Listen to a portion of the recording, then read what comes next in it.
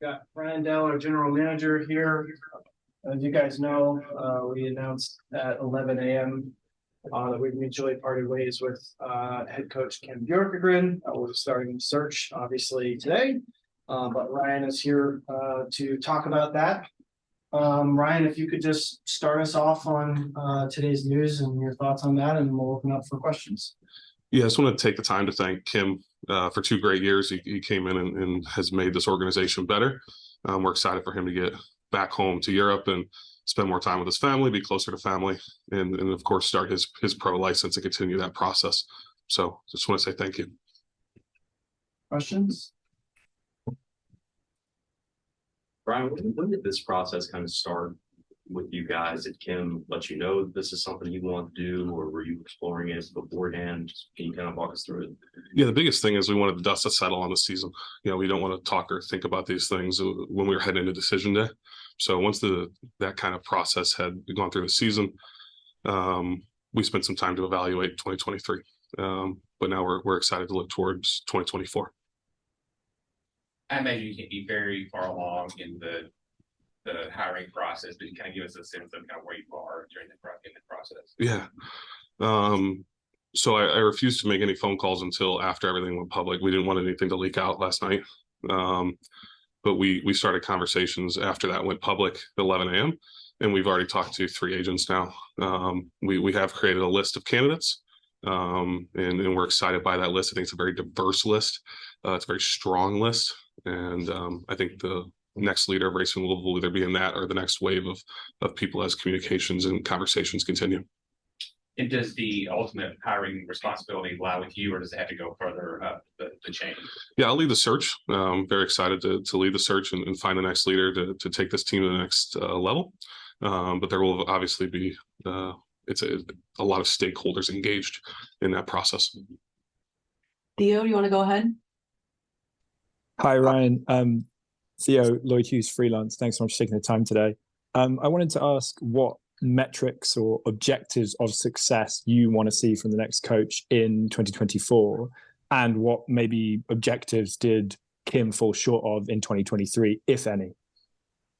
Yeah, this team played really well in 2023. They've obviously grown. There's a great young core. Made the NWSL Challenge Cup final, first final in this club's history. We were competing for a playoff spot on decision day.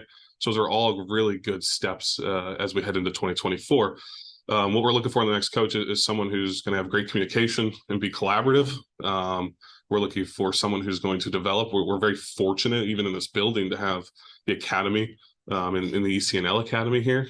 We want someone who can grow that player pathway. So that way a player who comes in here in our academy at 12 years old knows what it takes to be a Racing Louisville professional player.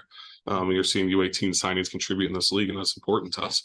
But we also think that someone with NWSL experience is important. I was shocked coming into this league from the national team, just how long the season really feels. And I think that's an important piece is someone understanding NWSL experience. You're obviously just here for this year's so far, but is there increasing level of interest in this job as this franchise gets along and establishes itself? Would you imagine?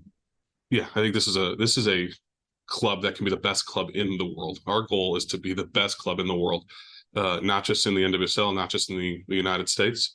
And I think that the candidates that have already expressed interest since 11 o'clock today speak volumes to that. So we're really excited by what we can do here. I'm excited to be here in Louisville and build something really special. And I know we're on the pathway to that. You look at our core of players, you look at our staff. We're completing exit interviews, and our staff just got unbelievable reviews from our players, just rave reviews. And I think that speaks to the volume of those individuals and what they've brought to the table here in Louisville and how our players feel supported. Speaking of the existing staff, will the new coach have any capacity to maybe bring in maybe a top assistant if they deem it necessary? Do you have the capacity to take on another staff? Yeah, I think that's something we'll get to as we get through the process. I wouldn't say the door's closed on that by any means. Yeah. You mentioned the players. How much input did you guys see from them in making a final decision on this? I know it was mutual, but did you ask them, hey, if we make a change, you support that, anything like that? No, I don't think that was a question that really came up. I think the biggest thing is I want our players to be part of this process in 2024. I think that's an important piece is the players and our staff and everyone in this building should have a say in this process. We're going to be aggressive with it. It's going to be quick. We hope to have someone in place so we can start really gearing in towards free agency, the expansion draft, all those things. But we do want a very thorough, vetted process. Bev is someone who's seemed popular with the players since she got here. Are you evaluating her as a candidate, or she expressed interest in the division? Yeah, Bev is an unbelievable person, unbelievable human for starters, but a great coach. The players really loved what they saw from Bev. I think the candidate pool is very diverse. It's very large in this first wave of kind of what we're looking for. So we'll kind of go from there. Chris, you want to go ahead? Hi, Ryan. You talked in today's announcement about finding a coach who can elevate you to a playoff team. So how much emphasis on this next hire do you actually place on an existing track record of winning games as a coach? Yeah, it's something we've actually already started talking about is someone who's got experience in a winning record. But the reality is I think we have a young core that could compete right away. You look at Savannah DeMello, Jalen Howell, Ari Borges, let's just talk about the midfield. It's unbelievable. They're all, under 25 years old. That's something to be excited about. And I think any coach who comes in here is going to look at this roster and say, we got a lot of pieces to compete right away. And then we're hoping to obviously work with them to bring in pieces that would fit that style of play. And you have several players with contracts expiring soon. Will you be prioritizing the coaching hires so that the new coach let them on that, or are you going to be handling that for them? Yeah, so we've already started the process with a lot of those contracts that are expiring. I think we're in a good spot with that, but obviously finding the coach is most important so they can have a direct responsibility into this roster, especially as we head into an expansion draft this winter. Does the league still have to have some kind of approval in the hiring process? And if so, how do you kind of expedite that to make sure that it's slow things down?